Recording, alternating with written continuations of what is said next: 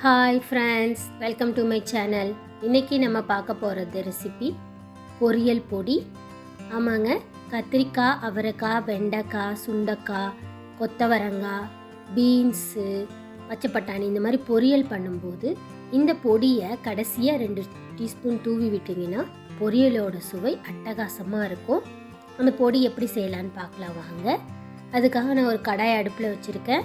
கடாயில் ஒரு அரை கப்பு கடலைப்பருப்பு சேர்த்து இதை பொன்னிறமாக வறுத்து எடுத்துக்கலாம். எண்ணெய் எதுவும் சேர்க்கலை, ட்ரையாக தான் வறுத்து எடுக்கிறேன். கொஞ்சம் ஓரளவுக்கு கோல்டன் ப்ரௌன் வர்ற அளவுக்கு நல்லா வறுத்து எடுத்துக்கலாம் மீடியம் ஃப்ளேமில் வச்சு. இப்போ இந்த வறுத்ததை ஒரு பிளேட்டுக்கு நான் மாற்றி வச்சுக்கிறேன். அதே கடாயில் ஒரு 1/4 கப்பு உளுத்தம்பருப்பு எடுத்திருக்கேன். அதையும் வறுத்து எடுத்துக்கலாம் பொன்னிறமாக. கடலைப்பருப்பு உளுத்தம்பருப்பு ரெண்டுமே சைஸஸ் டிஃப்ரென்ஸாக இருக்கிறதுனால தனித்தனியாக வறுத்து எடுங்க, ஒன்றா சேர்த்துறாதீங்க. வறுபடுற தன்மையும் டிஃப்ரென்ஸ் ஆகும், அதனால் தனித்தனியாக நான் வறுத்து எடுத்துக்கிறேன். இப்போ 1/4 கப்பு உளுத்தம்பருப்பு நல்லா வறுபட்டுடுச்சு, கோல்டன் ப்ரௌன் ஆனதும் இதையும் அதே பிளேட்டில் ஷிஃப்ட் பண்ணி வச்சுக்கலாம்.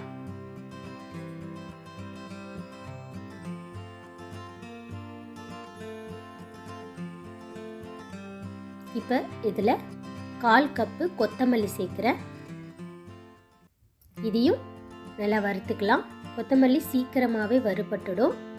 லைட்டாக படப்படன்னு அந்த பொரிஞ்சு வர்ற டைமில் ஆஃப் பண்ணிவிடுங்க. அப்போ தான் நல்ல வாசனையாக இருக்கும் கொத்தமல்லியோட ஸ்மெல்லு பொடியில். இப்போ இது கொத்தமல்லியும் லைட்டாக வெடிக்குது, நல்லா வறுபட்டுடுச்சு. இப்போ இதையும் அது கூடவே மாற்றி வச்சுக்கிறேன். அடுத்தது இதில் ஒரு 10 வரமிளகாய் சேர்த்து அதையும் நல்லா வறுத்துக்கலாம். நல்லா ஒடிஞ்சு வர்ற அளவுக்கு சூடு பண்ணிக்கோங்க, அப்போ தான் பொடியில் நல்லா அரைஞ்சி வரும். இந்த மாதிரி மிளகாய் எடுக்கக்குள்ளே சின்ன மிளகாயாக இருந்துச்சுன்னா ஒரு 15 மிளகாய் கிட்ட எடுத்துக்கோங்க. என்னோடது கொஞ்சம் மிளகாய் பெரிய சைஸு, 2வது நல்லா காரமும் இருக்கும். இதையும் வறுத்ததை அதே பிளேட்டில் ஷிஃப்ட் பண்ணி வச்சுக்கிறேன். இப்போ இதே கடாயில் கொஞ்சமாக கருவேப்பிலை சேர்த்துக்கிறேன், ஒரு கைப்பிடி. கூடவே 1 டீஸ்பூன் எள்ளும் சேர்த்துக்கலாம்.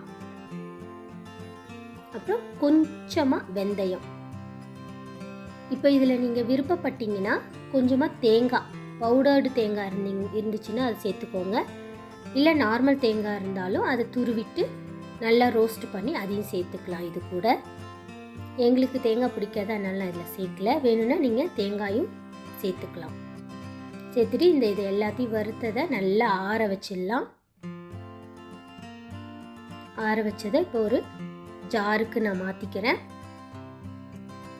மாற்றிட்டு இதை நல்லா ஃபைன் பவுடராக அரைச்சி எடுத்துக்கலாம்.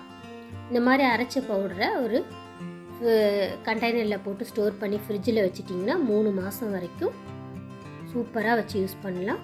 வாசனை மாறாமல் சூப்பர் டேஸ்ட்டில் அப்படியே இருக்கும். இப்போ வாங்க இதை வச்சு வெண்டைக்காய் பொரியல் செஞ்சிடலாம். வெண்டைக்காய் பொரியலுக்காக நான் 1/4 கிலோ வெண்டைக்காய் எடுத்திருக்கேன். இதை நல்லா கழுவிட்டு எட்ஜஸை கட் பண்ணி வச்சுருக்கேன். வெண்டைக்காயை வெட்டுறதுக்கு முன்னாடி கழுவிக்கணும். அது மட்டும் இல்லாமல் இன்னொரு டிப்ஸும் உங்களுக்கு நான் சொல்கிறேன். வெண்டைக்காய் கட் பண்ணக்குள்ளே ஸ்ட்ரெயிட்டாக கட் பண்ணிங்கன்னா சர்க்கிளாக குழகுழப்பு தன்மை அதிகம் வரும்.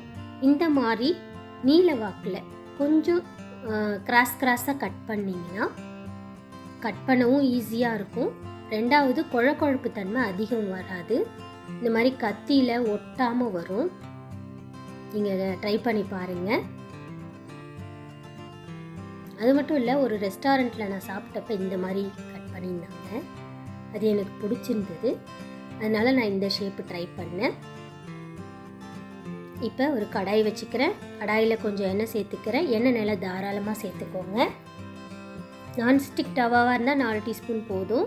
நார்மல் கடாய் வச்சிங்கன்னா இன்னும் 2 டீஸ்பூன் சேர்த்துக்கோங்க, நிறைய எண்ணெய். கடுகு போட்டுக்கிறேன். கடுகு நல்லா பொரிஞ்சதும் ஒரு கைப்பிடி வெங்காயமும் கொஞ்சம் கருவேப்பிலையும் சேர்க்குறேன். வெங்காயம் ஆப்ஷனல் தான். சில பேருக்கு இந்த ஃப்ரை பண்ணுறதுல வெங்காயம் போட்டால் பிடிக்காது. எனக்கு பிடிக்கும் அதனால் சேர்த்துருக்கேன். உங்களுக்கு வேணும்னா சேர்த்துக்கோங்க. கூடவே கட் பண்ண 1/4 கிலோ வெண்டைக்காயையும் சேர்த்துக்கிறேன். சேர்த்துட்டு இதை